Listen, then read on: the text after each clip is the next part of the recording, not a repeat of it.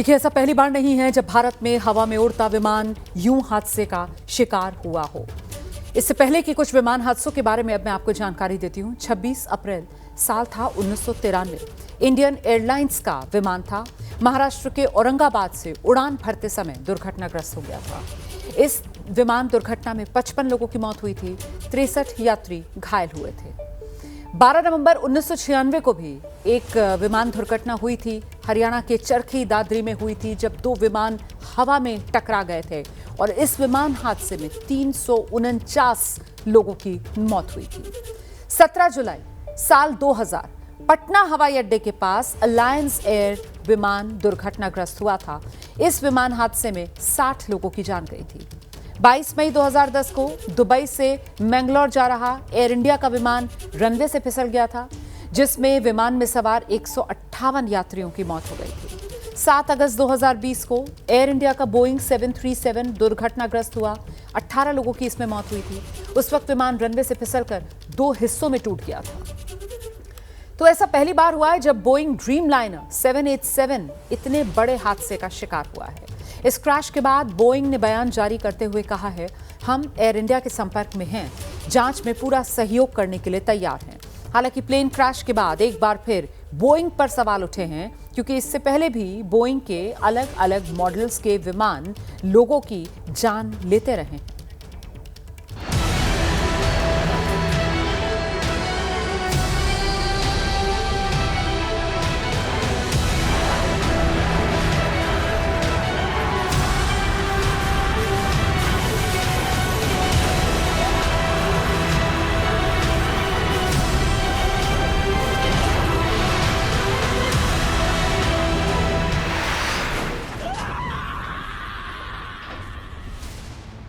जिस बोइंग 787 को आसमान का बादशाह कहा जाता है, वही बोइंग सवालों के घेरे में आ गया है।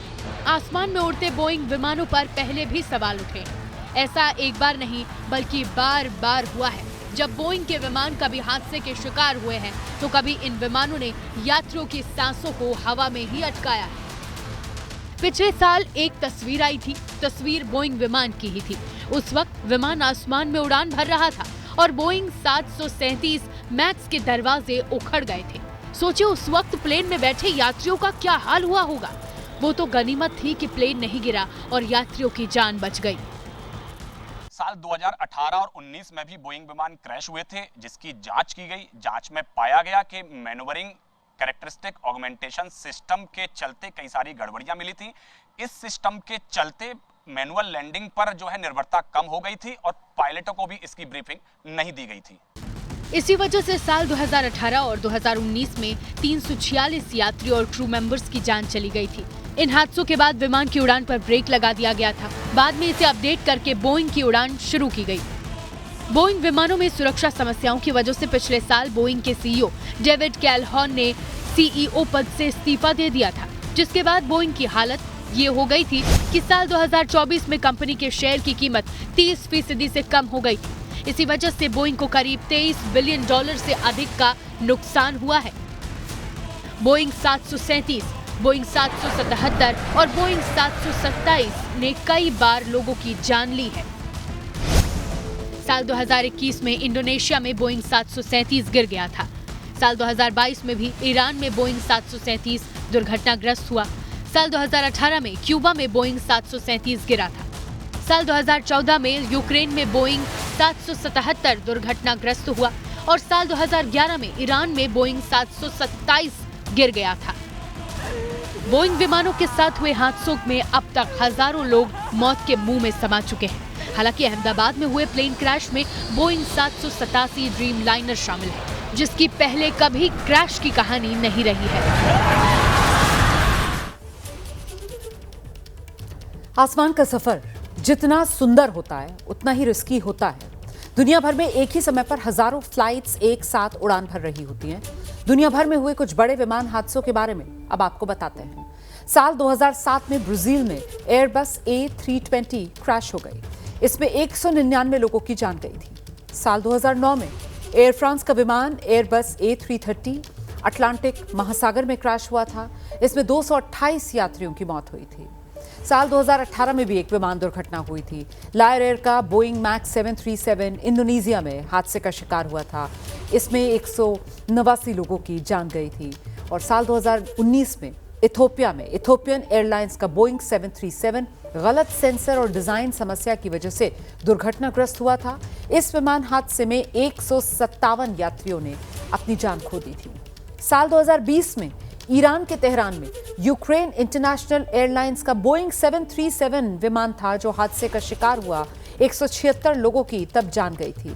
साल 2021 में इंडोनेशिया में श्रीविजय एयर का बोइंग 737 टेक ऑफ के बाद ऑटो थ्रॉटल समस्या के कारण दुर्घटनाग्रस्त हो गया था और इसमें 62 यात्रियों की मौत हुई थी। तो कुल मिलाकर ये दुनिया के ऐसे विमान हादसे थे जिसने पूरी दुनिया को हिला के रख दिया। और अब आज 12 जून भारत अहमदाबाद में ये बोइंग ड्रीमलाइनर 787 जो हादसे का शिकार हुआ है। अहमदाबाद के रहने वाले एक युवक ऐसे भी हैं जो इस फ्लाइट से लंदन जाने वाले थे, लेकिन उन्होंने 1-2 दिन पहले ही अपना टिकट कैंसिल करवाया, वरना अंजाम क्या हो सकता था अंदाजा लगाना मुश्किल नहीं। अब वो इसे चमत्कार मान रहे हैं और जान बचाने के लिए ऊपर वाले का शुक्रिया अदा कर रहे हैं। इतना बड़ा हादसा हुआ, आपका टिकट कैसे कैंसिल हुआ और अब जाके आप स्वामीनारायण भगवान के चरणों में है, यहाँ पर मौजूद है? क्या भगवान स्वामीनारायण मेरे को सद्बुद्धि ही देता है અને इसलिए मेरी टिकट कैंसिल करवाई है, क्योंकि चौक्कस मेरा सन ने ये टिकट ले ली थी, मेरा A1 नंबर था। फिर पैसा भर्या नहीं और मेरे को पूछा कि आपको जाना है, मैंने ना बोल दिया। वो बुद्धि મને સ્વામિનારાયણ ભગવાને જ આપી છે અને એટલે જ મેં ટિકિટ કેન્સલ કરાવી છે। जिस तरह से आपका टिकट कैंसिल हुआ, आपके बच्चे से बात हुई, आपका बच्चा वहाँ पर है, हादसा होने के बाद क्या उनसे कुछ बातचीत हुई? वो भी मेरे को इतना बड़ा हृदय द्रविक हो गया कि पापा आप बच गए, आपकी भजन भक्ति आपको काम आई, ऐसा उसने बोला। वो रोने लगा था। माफ कीजिएगा, युवक नहीं, ये बुजुर्ग सावजी भाई। और इनसे पहले भी एबीपी न्यूज़ ने आज बात की थी, बता रहे थे कि इस तरीके से इनका बेटा जो है वो लंदन में रहता है और पहले इन्होंने इसी विमान में अपनी फ्लाइट बुक कराई थी, लेकिन फिर इनके मन में कुछ ऐसा आया कि इन्होंने अपने बेटे से कहा कि मेरा ये टिकट कैंसिल करा दो, और इनके बेटे ने इनकी बात मानी। इस फ्लाइट से टिकट कैंसिल कराकर अब सोमवार को इनका लंदन का टिकट दूसरी फ्लाइट में बुक है। इस विमान हादसे पर अलग अलग राजनीतिक दलों से प्रतिक्रियाएं सामने आ रही हैं और सभी इस प्लेन क्रैश को लेकर बेहद दुखी हैं। घायलों की हर संभव मदद करने की बात हर तरफ से की जा रही है। बहुत ही दर्दनाक ये हादसा हुआ है, तो हमारी संवेदनाएं उन मृतक परिवारों के साथ है और जहां भी प्रशासन को जरूरत होगी कांग्रेस पार्टी उनके साथ खड़ी रहेगी।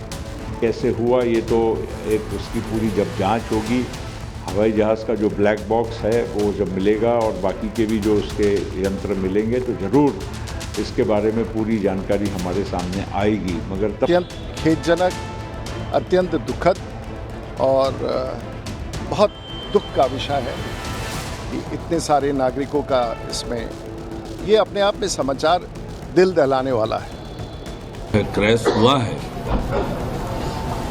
और जैसा बताया जा रहा है कि 242 लोग उसमें सवार थे। बहुत ये हृदय विदारक दर्दनाक घटना है। तो ये बहुत दुख भरा माहौल है। हमारे पूर्व मुख्यमंत्री भी यात्रियों की सूची में थे। हमारी बहुत संवेदना है। Prayers for all the passengers, their family members. I think it's a sad day for the country.